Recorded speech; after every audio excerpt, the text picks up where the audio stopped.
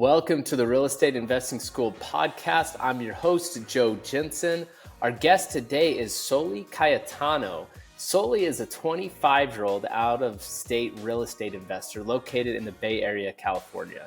With a portfolio of properties in Ohio and Georgia, in her first 3 years as an investor, she bought 40 doors, which allowed her to quit her 9-to-5, dive full-time into real estate.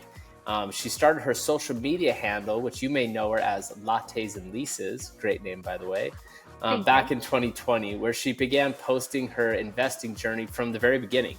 She's used a variety of strategies, including short-term, midterm, of course, long-term, all by harnessing the power of private money.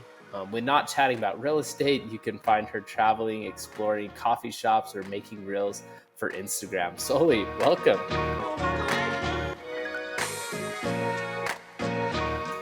Thanks so much for having me. I forgot that I write that bio, and I'm like, oh, it's a good, you can find me traveling around the beach or making reels for Instagram. It's very accurate. Yeah, it's good when the bio still sounds true, you know? Yes, for sure. That's awesome. Well, sweet. Well, man, I definitely have a lot of questions. I think that is quite the bio to have. And at just 25, are you 25 now or you started at 25? I started at 22, so I'm 25 right now. Wow. Okay, you've had a good jump start on the game. Most people are barely starting to peek into this world at that age. So congrats. That's awesome. Thank you.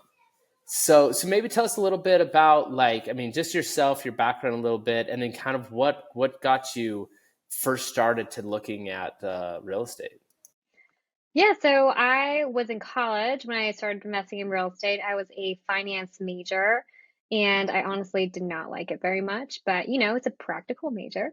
I was working at a commercial real estate firm as I guess, an office leasing broker. I started when I was a sophomore in college and worked all the way until I was a senior in college. But when I was a senior, the pandemic hit and shut down school. Zoom University wasn't really a thing. No one knew how to handle it. And then the office leasing world also shut down because who was looking for office space? Right. During the pandemic, nobody was. And so all of a sudden I went from working full time and going to school full time to having like a ton of free time for once in my life and thinking about how I could, I guess, reprioritize things in my life. So I was about to go into a full commission-based job in commercial leasing into a market where no one might sit in an office again. We were thinking in 2020. And so at that point, I was like, I have to create some passive income for myself so that if this happened again, the pandemic lasts forever, I do have some type of income coming in. That's awesome. Yeah, it's kind of cool, the silver lining of, I've heard similar stories, and I think a lot of us, our eyes were kind of open, like, man, things like this can happen in the world. Like, I need to be more prepared. Yeah. That's super cool to hear. So you were actually working in a company that was doing real estate. Is that kind of what kind of brought it on and made you see that as an option? Kind of, I mean, not really, because commercial brokerage is basically leasing office space, and there aren't a lot of people who are actually investing in real estate. It's a different mindset. Yeah. But I was also part of the real estate association in college, and I met a couple people who had invested out of state. I thought they were crazy. I was like, what do you mean that you buy properties that you never look at? And I was like, how do you do that? And I never really took it seriously. They told me to listen to Bigger Pockets. I listened to Bigger Pockets. I went to a couple meetups, and then I never really took it seriously until I had that time to pause and think. And when I graduated, I had about $50,000 saved up from working full time. And I thought to myself, I guess I could buy myself a condo locally in the Bay Area, or maybe I could throw it in the stock market. But what do I understand more? What do I want to invest in? And to me, that answer was real estate. That's awesome. So you let's just dive right into it. I mean, that's a lot of doors, really fast, pretty young. What was the first deal and how did you scale so quickly? And how did you have the confidence to do that, as like a newbie investor and doing it so young?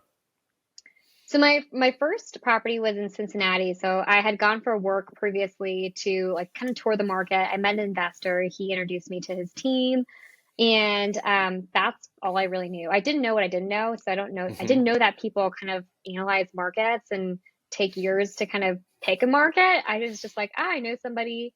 He has an agent. I like him. He's an investor. he can just show me like roughly how to do it. And so that's how I picked my market in Cincinnati. He introduced me to a realtor. I didn't even know how to vet a team member. Again, I didn't know what I didn't know. And so I submitted 2 offers. The second one got accepted, crazy enough. You're like, oh, I And guess I'm yeah, doing I was like, this. oh, guess I'm under contract. And so at that point, I wasn't even pre-approved. And so I then had to figure out like, how do I get pre-approved? Like, am I going to get pre-approved as a college? Not, I didn't even graduate college yet at this point. And yeah, so I just figured it out. It was crazy. I was freaked out the whole time. I guess I just didn't know what I was going to get into, but I had started sharing my, like, I guess, attempt at buying a first rental property on Instagram before I even bought the property. So I Mm. just decided to like share. And so everybody got so excited when I got under contract, and I felt like I had, maybe 1,000 people who were able to guide me and tell me like what my next step was. So it was kind of through the support of my Instagram friends and like posting a bunch of freak out stories and asking them what next that really got me through that first deal. That's kind of cool. Like I hear a lot of people talking about partnership deals, and one thing they like about it is there's this accountability and there's someone to like be scared with and celebrate with. And it feels like you kind of got that a little bit through your social media. It's like you had Oh, that kind of yeah. partnership, accountability, and fun through their followers. And a lot of people like wait to start their following until they actually feel like they've made it and there's something to share. But I think that there's a lot of like fun and people just love a good story. And so everyone remembers when they first started and just trying to start out and not knowing anything. And so I think a lot of people saw themselves in me and wanted to help me out and explain what different things were because I was just like a train wreck on that first deal. Yeah, well, and it's more relatable too to the people who, if anybody's been through it, they definitely look back and like, man, I remember. Like, if Yeah. you are serious, like, I want to help. But anybody's just a newbie, just kind of watching from the outside, it's probably a lot more relatable when it's like, I've never done anything. Here we go, as opposed to like, I've had 5,000 doors. And it's like Yeah. this guy. Exactly. So that's how I bought my first rental property. I bought it sight unseen. So I flew out to Cincinnati afterward to see what I bought.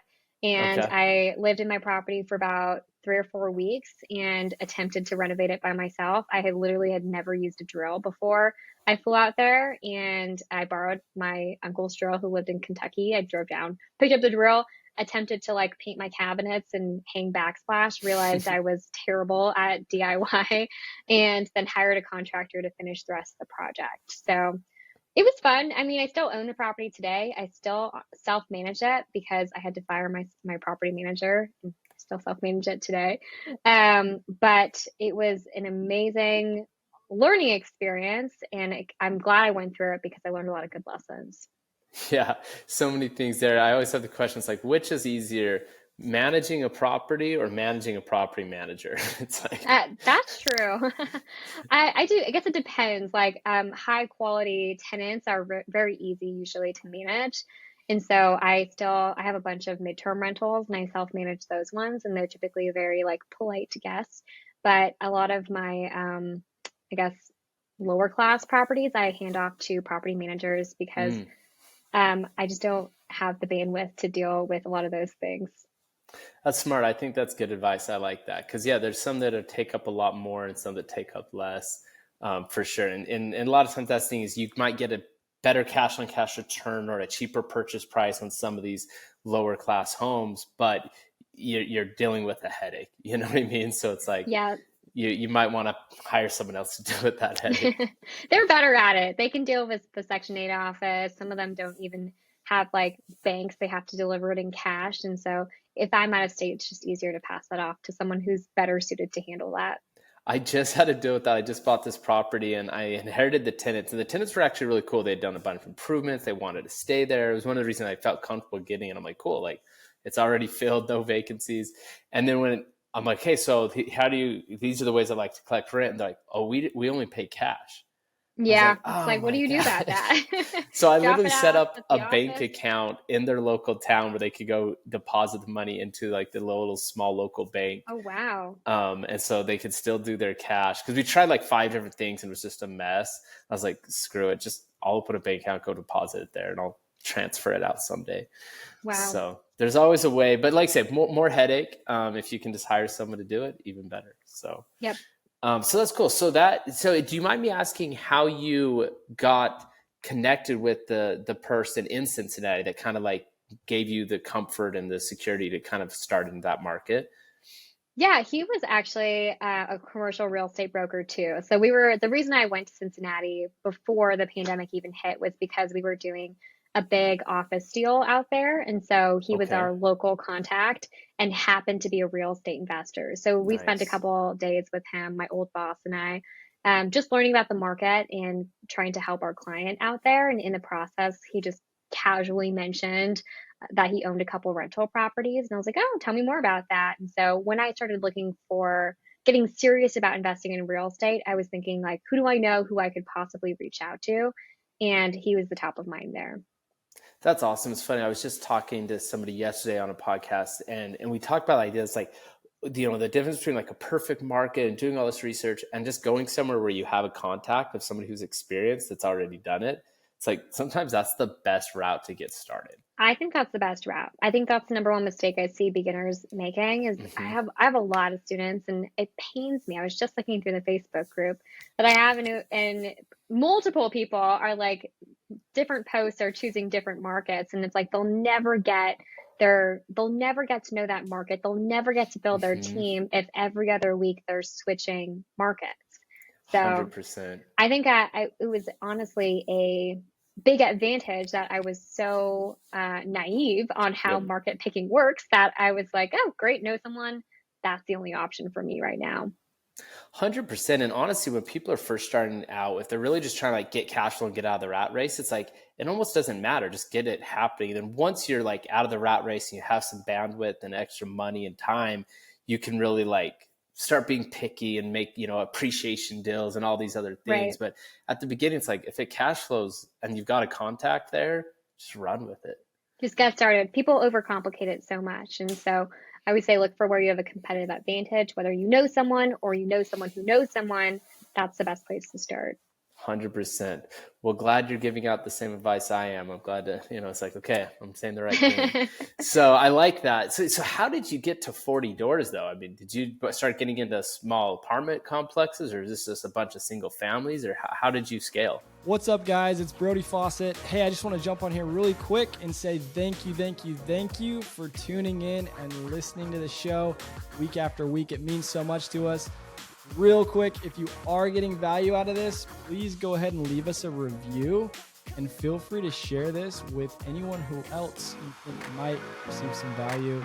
And if you feel like you could benefit from working with us directly through a one-on-one coach like Joe or through our trainings and online program, head on over to realestateinvestingschool.com where you can schedule a free one-on-one strategy call and dive in to see if Real Estate Investing School will add some value for you.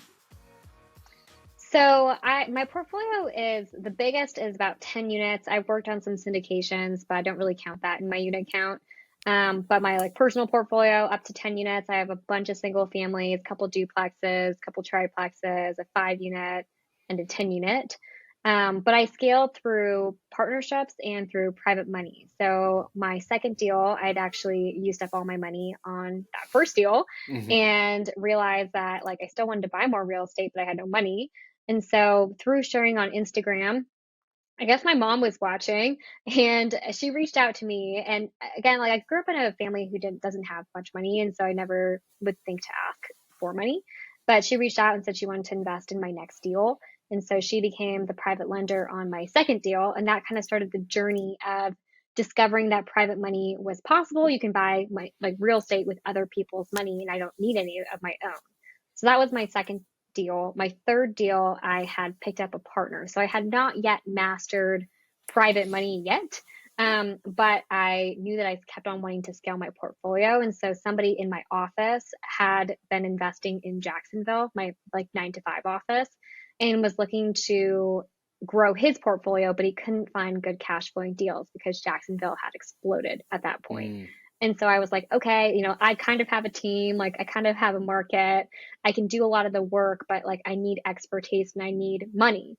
And so he came in as like a equity partner, and we flipped a couple houses together. So we ended up buying probably, 20 units together in Cincinnati, but that combination of private money and partnership really helps me scale.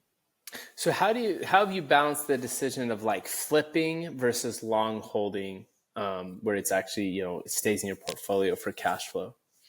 So I'm primarily a long-term, like a buy and hold investor, but in 2021, when I was flipping, anyone and everyone could make money by doing nothing. Like basically the Sure. market was like ripping. And so you could buy a house and do almost nothing and sell it and you'd make money. And so it was a really great learning experience. I didn't make that much money off of flipping, but I think it was a really great time to learn how to flip because it was Hmm. difficult to make a mistake.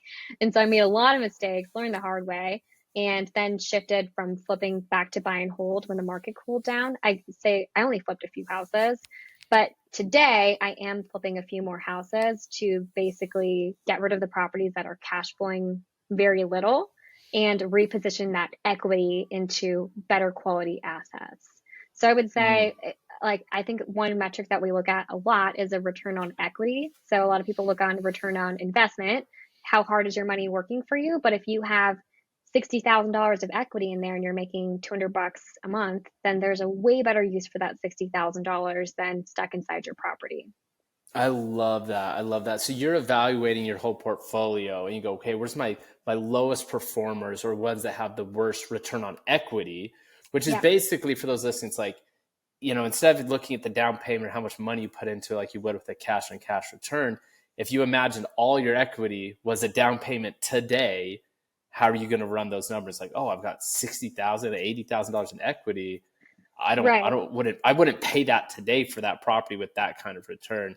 And so you reposition that and your goal is to just sell those and put into a higher return property. Yeah, because we do a lot of BRRRR investing. And so buy, rehab, rent, refinance, repeat. And Mm-hmm. so because of that, you end up leveraging pretty high when you do a cash out refinance and Right. minimizing your cash flow. But the flip side is you usually have built a lot of equity. And so in a lot of these single family houses, we have $30,000, $40,000 of equity built in there, but it's stuck. And so if we can then, if that's cash flowing $100, but we could then turn around and buy, say, a single family house for $60,000 in cash, those rent usually for $1,000 and it's much more cash flow. Yeah, that's awesome. So you do a lot of the BRRRRs. How did you put together an out-of-state team that was reliable to actually do these rehabs? Because that can be sometimes the hardest piece. Everybody's like, oh, I want to do BRRRRs. And it's like, oh, how do I get a team to actually do this responsibly? Yeah, I've fired a lot of contractors in my time, like many more than I'd care to admit. I've been Yeah. sued before by contractors. And so Mm-hmm. it's really hard to find one you trust. I think the best way is to go through referrals. And Mm, I think for contractors, honestly, it's also helpful to fly out there and shake their hands and get mm. a good sense of who they are. I think a lot of people, you don't have to go to your market, but it certainly helps to meet your people and to get a good sense of who they are and who I am. Because otherwise, I think you're just a voice on the end of the phone and they're more prone to take advantage of you. And so if you can go through trusted referrals, I think that's a really great way. I struggled a little bit in Cincinnati to find people, and I felt like we were just firing contractors like every other project.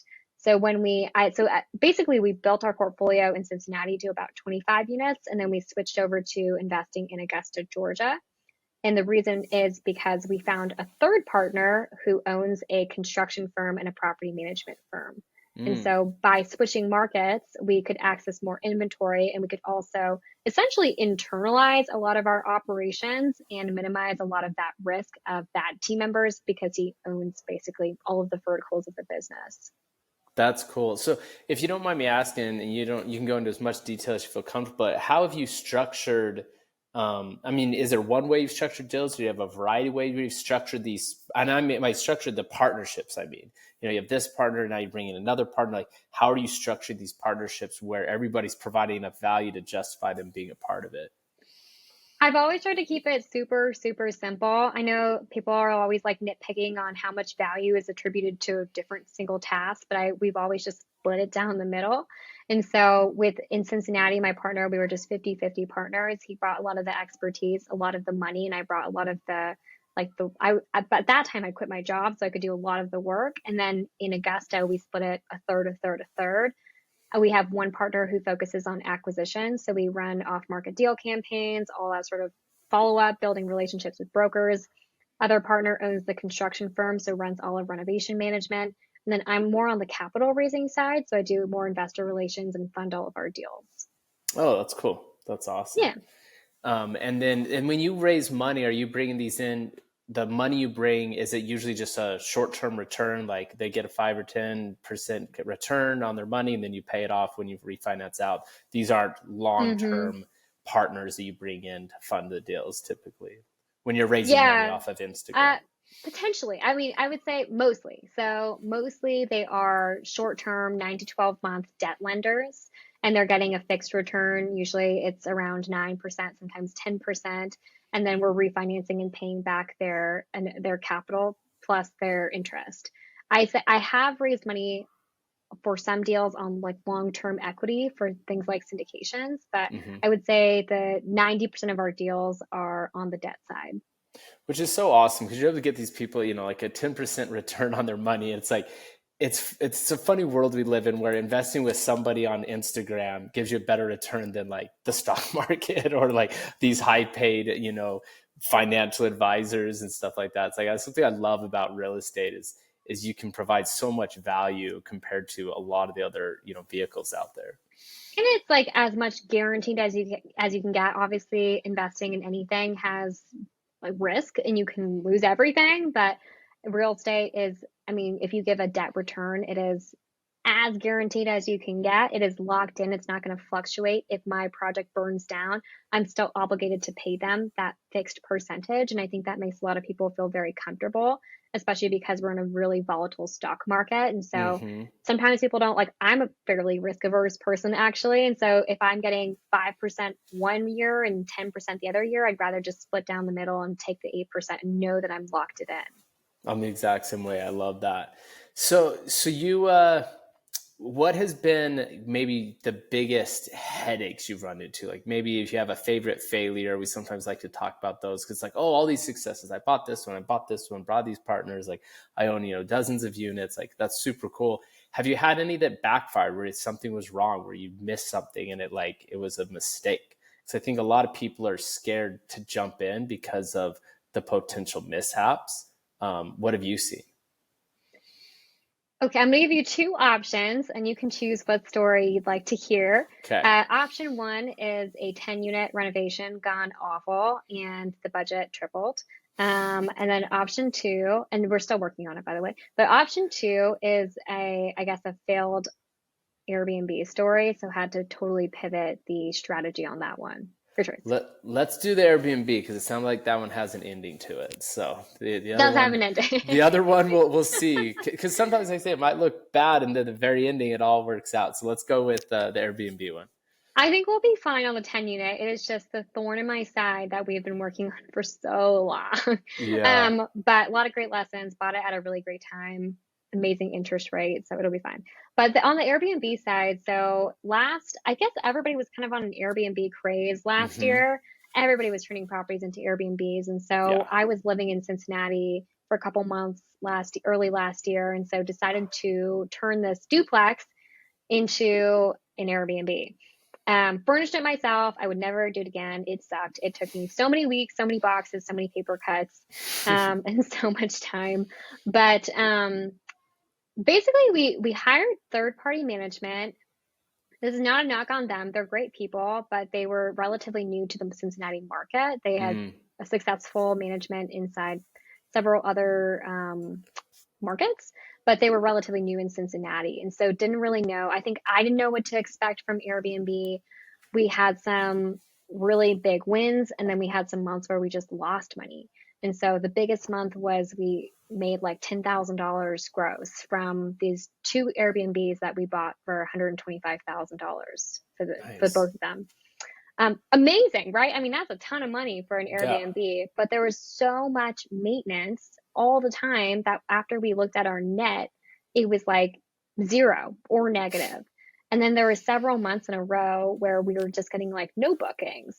And then it was like, and we had to pay our mortgage. And so we were way in the negative. And so after a couple months of this, it was just like, I think that our foray into Airbnbs is over. Like we have to convert this into something else because Airbnbs are supposed to give you a better return, but in this case, like I mentioned, I'm a very risk averse investor, and so the highs of $10,000 a month and the lows of negative $2,000 a month, like just didn't sit right with me.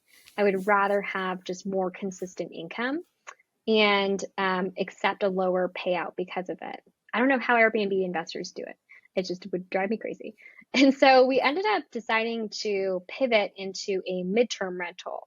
And so we catered toward traveling nurses and people. We had someone who was staying because of an insurance fire claim on their house burnt down, that type of thing. And we did that in, must have been like April, so like last month. And I'm not going to say this is a failure because it turned out really well, but at the moment, shutting down Airbnb felt like a failure because the strategy had failed. But when we had transitioned it into a midterm rental, we found that it was much more stabilized. The cash flow was higher all around because we were just getting two tenants to stay in there for multiple months at a time.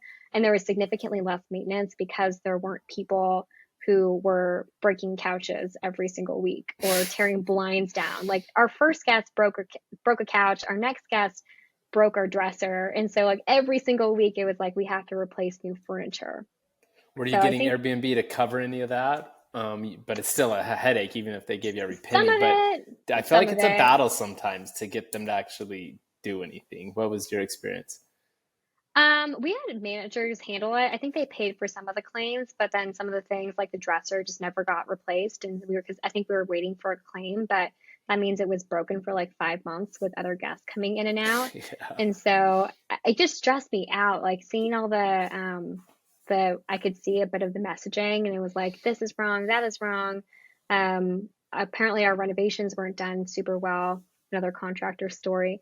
But I think it's a good failure because it also reminded us that we should be able to pivot in strategies. A lot of people buy Airbnbs and only have one exit strategy. Yeah. And if that exit strategy fails, their Airbnb fails, there is no other option that works.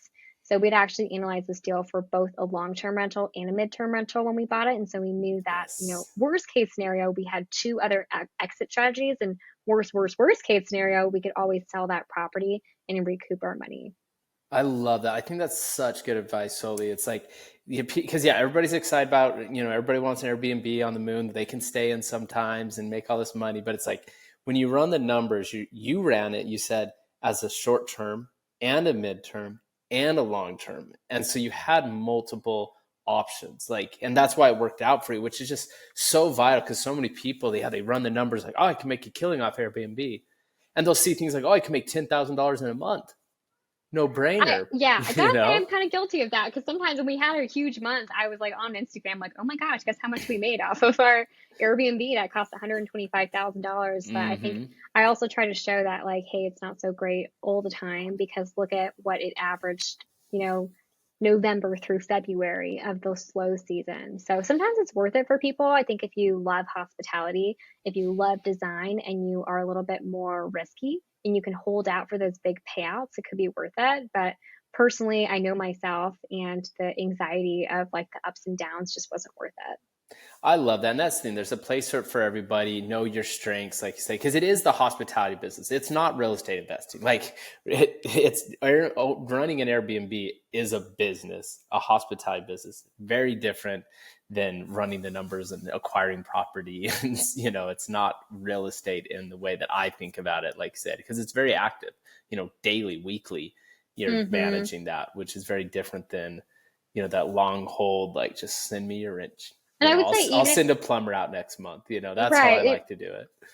And even if you have a property manager, I think things come up, like things break or like something has to be replaced or whatever. And so it almost felt like we were talking like every single day. Where on a lot of my, I guess, Class C Section 8 rental properties, I haven't heard from a property manager in like years.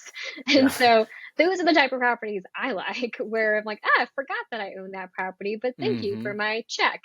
And so I think it's like, know yourself, know what you want, know your risk tolerance, and go after the properties that match those goals and that risk tolerance. Dude, I love it. You just make it so simple and straight to the point. Like that's really powerful. I hope everybody listening like takes these notes, because these are solid points. If you do this, it really will help you. And I love that you had the multiple options, so you didn't get stuck with one. So we do have a few more minutes. So I actually want to, I'm curious about the 10 unit too. I want both. So I like to have my cake and eat it too. I'll give you another option that I remembered when I was talking, but we also had an awful flip and lost $20,000, and that has an ending too. So more choices. I have a lot of failures with the wins. No, this is good. We don't want to hit all your failures, but I am interested in the 10 unit of like how good it was, where things went south, and what your strategy is of how you feel like you'll be able to make it work. Okay, so bought this 10 unit in 2021 in maybe June or July, and it's so long ago. And on the surface, it looked like it was a fairly cosmetic renovation. Walked through it with a contractor and got, I guess the budget that came back, he had a notebook and was kind of taking notes and said ballpark, $150,000. And I'd never done a project so big. And so I kind of was just like, okay, like I'm going to take it at face value because I just don't know any better. Yeah. And so I analyzed the numbers and knew these properties could rent for, it was about $1,500 per unit. And so we ended up paying $560,000 after concessions for 10 units with a $150,000 budget. So we had an inspector, we had a full inspection. It was a really expensive inspection too, huge building. It's like 12,000 square feet. But it's a Frankenstein building. It used to be a Kroger, and then it turned into a church, and then the church turned into an apartment. So there's like even a baptism chamber up in the top unit. It's cool, but it's not cool. Right. And so we had an inspection. The inspection actually came back super clean, which is, again, red flag. I don't know how this thing came back clean. So they walked through. The inspector off, I don't know. They went through it and he was like, wow, this building is in incredible condition for it being 150 years old. Wow, like this is in such good condition. Like everything checked out on the inspection. And so I think we went into it like, okay, the contractor gave us a really reasonable budget. And the inspector said it checked out. And so we went into it like pretty confident that, and it was the perfect storm. We had also hired a property manager, and the property manager recommended that we vacate all 10 units at once. And he said, this is going to be a really quick and easy renovation. It's cosmetic. So let's just move everybody out all at once. Just bust it out real quick. It'll be easy to fill. And then us being dumb, like, again, biggest project. At this time, I have not even been investing in real estate for a year. And I was like, okay. And so ended up giving notice to all 10 tenants, and we rehomed them. So we helped them find a new place. And then the crap started just piling. So basically he quit. He's like, don't really want to be a property manager anymore. I want to focus on being an agent. So property manager is gone. The contractor ended up screwing up a different job for us and just self-selected him out. He's like, he botched that other job. And so we're like, no way are we using him for this job now. Yeah. And so now we were stuck without a property manager and stuck without a contractor. And no tenants. And we have a fully vacant building where our private money payment and our mortgage is like a $5,000 a month carrying cost. And so painful, right? Anyways, and so we got a contractor who starts like going through all the units and just like painting, because we thought it was cosmetic. But as he's going through the units and fixing drywall and painting, people start falling through the floors. And legitimately, like falling through multiple layers of floors. And so we ended up pulling up some of the subfloor. It's completely rotted out. All the fixtures, like all the bathtubs, have to be completely changed. The subfloor has to be ripped up before it gets done. And it turns into a much bigger job than we originally expected. So that contractor was not experienced enough to handle it. And so we parted ways and we got a second contractor. And then at this point, we're like, you know what, let's just go one at a time. Let's just knock out one unit and try to get some income coming in so that we can offset some of this debt. And so we got a contractor in there, and he barely did anything. And then he said that he wanted another payment. Well, we had already given him a huge upfront payment for that unit. And we're like, no, because you haven't done much. Like, you definitely haven't done as much as we've given you. So we can't give you another payment. Right. Anyways, after that, he sued us because we wouldn't pay him. And so then we had to settle so that we didn't have to go to court. And then we went on to our third contractor. So our third contractor got the building. Again, we bidded it out to multiple contractors at this point. I literally cold called 100 contractors to take this job on. My partner and I on this project sat there and cold called 100 contractors to see who would go out and bid this project. Yeah. I flew out there, met the contractors, walked through. The bids were coming back at like $300, $400, $500, $600,000. You're just like, that's a lot more than 150. Way more than 150,000. And we had already spent a bunch of money on the first contractor who had to get dismissed, and then the second contractor who sued us. And so we were already like, oh my gosh, like, how could this get any worse? And so we found another contractor. I think the budget was like $350,000. He took it to, I would say, like 90%.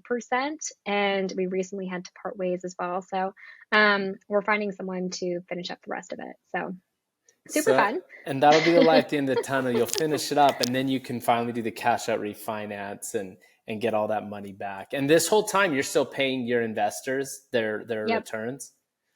The great thing about debt investors is whether the project goes well or doesn't go well, then they get their return. And so thankfully, I mean, we're making money from all of our other projects, and we flip a couple of properties. And so I'm really glad that we have the capital. I mean, this project, if we didn't have the capital, it would have gone under.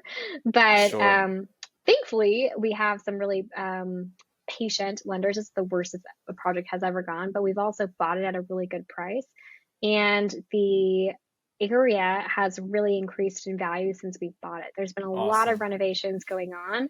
And so even with the higher renovation, it would have been a freaking slam dunk if it actually came in at $150,000 as a renovation. But even with the higher renovation costs, it'll be okay. And we'll be able to either cash out refinance or sell it. I think at this point, we might just want to take the money out. I never want to think of that property again. I never want to see it again.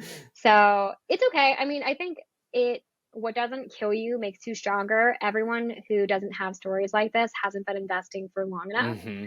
And so like, it's not going to kill me. It is mentally stressful, but the project is going to get done, and all you can do is take one step at a time and try to figure it out along the way. 100%. And it's so cool because like when it's all said and done, like say you might be able to sell this and you're walking away with, tens of thousands of dollars each, or maybe more, it's like that's sometimes the failures in real estate. It's like, it was a headache and it was a learning lesson, but you typically still walk away with money. Because there's so many different options. Maybe you have to hold it for a few years. Maybe you pivot and do short terms or midterms. Like say, I love how many options there are. And I think it's really cool. Like you said, like you're still paying your investors. You didn't go, hey, sorry guys, I got burned, so you got burned. Tough luck. Like they're still making their 10%, whether you're skyrocketing or failing. They're just like, cool, this is awesome. I love investing with Soli. I get my money no matter what. Like, I think that's a vital thing for people to realize. And that shows the integrity and competency of someone like you, even when there are issues. Like I said, nobody plays this game and doesn't run into things like this at some point. And I think you have to be careful who you invest with for that reason. Though, is there's a lot of people who, if they do get burned, say, sorry, I got burned, and you get burned. And so like definitely if you're thinking about investing with people, make sure that they have a good track record, that they align with your values. I think the values is the key thing. And I always like to tell people that my reputation is what I care about the most. Like my brand is so public that I will do anything and sell everything to pay my investors back before they take a loss.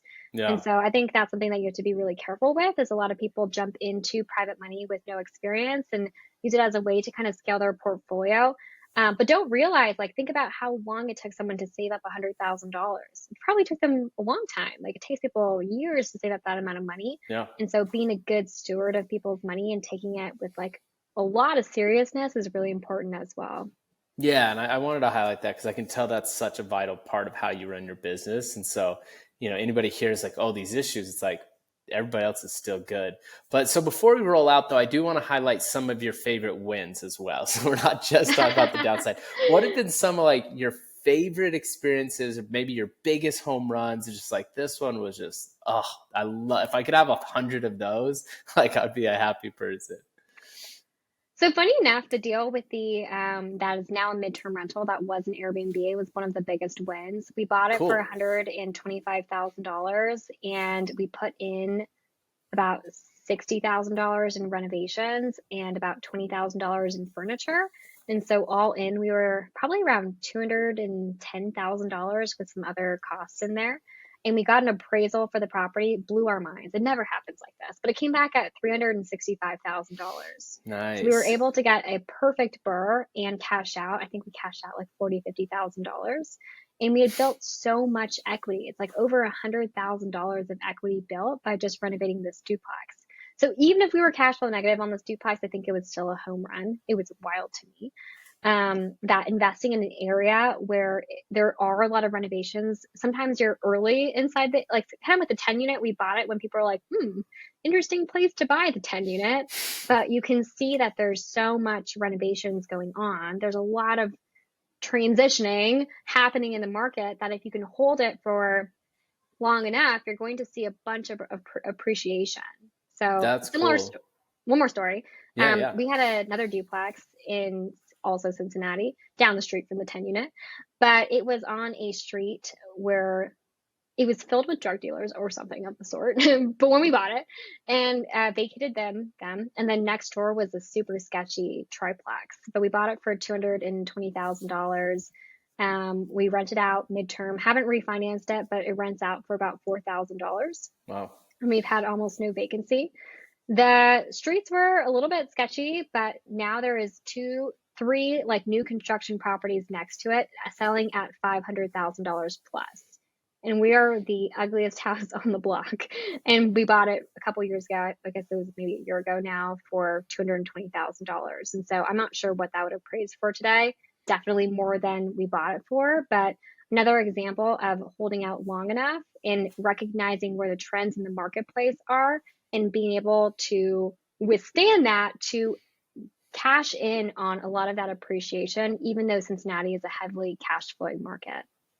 That's super cool. I love that. And you're still cash flowing on that midterm rental as well, right? That one's a big winner. We cash flow about $2,000 off of it. Yeah. So it's like you have this killer cash flow. I mean, and you got all your money back, plus you walked away with what you said, like almost 50 grand on top of it. Like you got paid 50 grand to make $2,000 a month. Wild, right? Like, so that's just the power of real estate. I would say not every deal goes like that, sure. Obviously. And so, but I think over time you learn to get more wins than losses. So the losses are just, I guess, a really expensive college education that is much more practical. And it leads to just a lot more wins in the future. One, it's funny that one of your examples of a loss because the Airbnb headache is actually your same example of your biggest win. And so it's cool how real estate can turn into that. So before we roll out, what advice would you give to people that are thinking of maybe investing with somebody? I guess you kind of already hit on that, or just wanting to get into real estate themselves. Like, what are some of the maybe guiding principles or habits that you've implemented or lived by throughout the past few years as you've built what you've done? I think one of the biggest keys is surrounding yourself with people who are like-minded and on a similar path. If you want to be a real estate investor, if you can surround yourselves with people who are, like you mentioned before, not like 500 steps ahead of you, but just 2 or 3 or 4 steps ahead of you, because they can really show you way to start achieving your goals. So I think change your inner circle, audit the people who you hang out with, listen to what they're saying about what your goals are, what they're doing on a day-to-day basis, what their priorities are, and surround yourself with people who align better with you. I love that. I love that. I really like how you drew the distinction of like people are just like one or two steps ahead. You know what I mean? Like someone who's 10 steps ahead that's just playing a different game.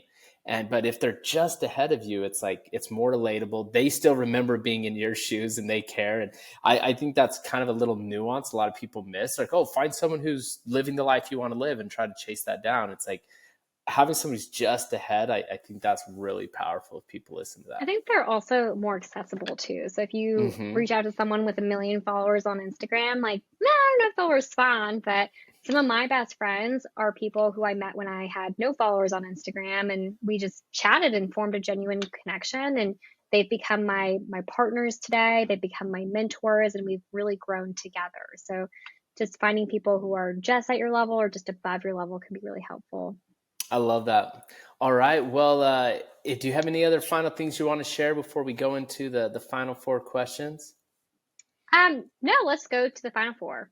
All right, here we go. So first question, Soli, what is a non-real estate related bucket list item you've recently checked off or excited to check off next? Next year, I'm planning a really cool trip to Tuscany. And so I've Ooh, wanted to go to Italy since 2020. It was actually one of my stipulations to my boss for joining back in the day when I had a 9 to 5. I said, I will sign on to work with you after college if you let me go to Italy for 3 months. And he said, okay. But guess what happened next? The pandemic hit. And COVID. so I never got my Italy trip. And I have been working so much ever since that. I mean, I guess I choose to build my portfolio, but I haven't taken the time to Sure. make it over there. And so I remember reading my goals. And I think it was like way long ago. I was scrolling through my old Instagram posts, and one of my goals was to live in Italy for a month before I turned 30. And so it's one of my bucket list items, and I'm going next September. I love it. That's exciting. Are you going for a couple months then? My journal thing said at least a month. And so I think I'm There gonna you go. try. I traveled for about 6 months last year, and it was a lot. Like It's it a was lot. taxing on my body and on like trying just everything. And so I think because of that, I've become a little bit more of a homebody. But at least a couple weeks. Awesome. I love that. All right. So, Soli, what book are you currently reading? I am reading Think Like a Monk by Jay Shetty. Mm, It is like more of a mindset book, and it's honestly full of like really good reminders of how to be a more like humble person, how to be a kinder person, how to detach from a lot of things like materialism and tap into more of like inner peace, kind of woo woo. But I really like it. It's very practical. He grew up in London and then went to go to I forget what it's called, a monk, an a ashram, monastery? a monastery. Yeah. That's what it is. Like a A monk building? monastery, a monk building for 3 years, and then realized that his true calling was to share what he learned in the monastery with the world. And so I think through that, there's so many really great reminders. It's really easy to get caught up with comparison, especially in the real estate game, especially on social media. And so I think there's just a lot of really great grounding reminders in it. That's cool. Yeah, I like Jay Shetty. He's got a lot of good stuff. That was a fun book to listen to for sure. I like that. Okay, question number 3. What content, whether a book, podcast, YouTube channel, whatever, anything we're not associated with, what would you recommend people check out? Can I say myself? No, just kidding. No. I won't say that. I have another one. I would say Raising Private Capital by Matt Faircloth was Mm, really good. It's a book if you're interested in learning how to fund your deals with other people's money. He goes through a bunch of ideas on like debt and the equity side. So whether you're going into partnerships or just strictly debt, he breaks it down super simply. It's what I learned. I read that to learn how to raise money and then put some more spins on it myself, but it was such a foundational book for me. that's awesome. Well, what was the name of the book again? Raising Private Capital by Matt Faircloth. Matt Faircloth, Raising Private Capital. Awesome. Yeah, that sounds good. People should definitely check that out. I know a lot of people are always asking about how to break in that next level after they've got a few deals. Because like you, a lot of people, they get a couple deals and they're out of money. It's like, well, what do I do next? And sometimes they phase Mm-hmm. out. Or if you figure out this, that could be a step forward for some Yep. people. I love it. All right, last question, then we'll let you get planning your Tuscany trip. Um, What would your text message to the world be? It would be very short. It would say, just jump. And I think Ooh. that's very much how I operated starting out. And I think a lot of people are scared to jump. And so they overeducate themselves and overplan and set up their LLCs for businesses they'll never start. And so if you can, as like Brandon Turner says, like jump out of the airplane and build your parachute on the way down, I think it's important to educate yourself to a degree, but know that you're going to learn so much more from actually doing the thing than reading about the thing. So at some point, you just need to just jump. Oh, I love that. Like, I was thinking that same thing, like going back to the very beginning when you're talking about that first purchase and you're like, I didn't even have a pre-qual letter. Like, I wasn't even like set up with a lender yet. Like, it's like, that's where you learn stuff. Even if that first deal had fallen through, it would have like forced you to figure out how to put an offer in, how to get a lender on your side, how to get debt, like all these things you have to get lined up to even like usually even put an offer in, It's like, if you're just doing it, you'll learn a lot of those things because you'll run into these walls that you're like, oh, I have to do this to keep going. Right. You just put your feet to the fire and it forces you to become a better problem solver. And I think if more people did that, more people would become a better real estate investor. Well, and I love how you put the caveat of like, you're still learning and studying everything you're doing. You're not just jumping and not building a parachute. It's like right. You jump and then you study as you go, you build that parachute on the way down. Like you're still like actively improving your knowledge.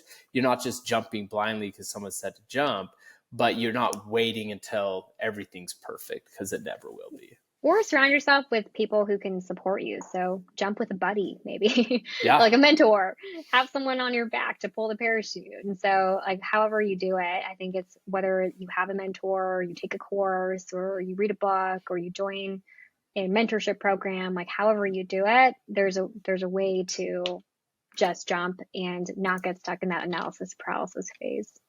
I love it. All right. So what is the best way for people to follow you and contact you if they want to invest with you or they just want to follow your story? What's the best way for people to keep in touch? Instagram, probably. So my username is lattes.and.leases. And then my website is called lattesandleases.com.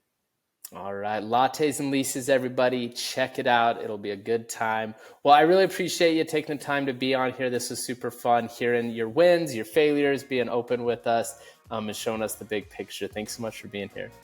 Yeah, thanks for having me. This was fun. All right. Without any further ado, this is Joe Jensen signing off for the Real Estate Investing School podcast, reminding you to just jump.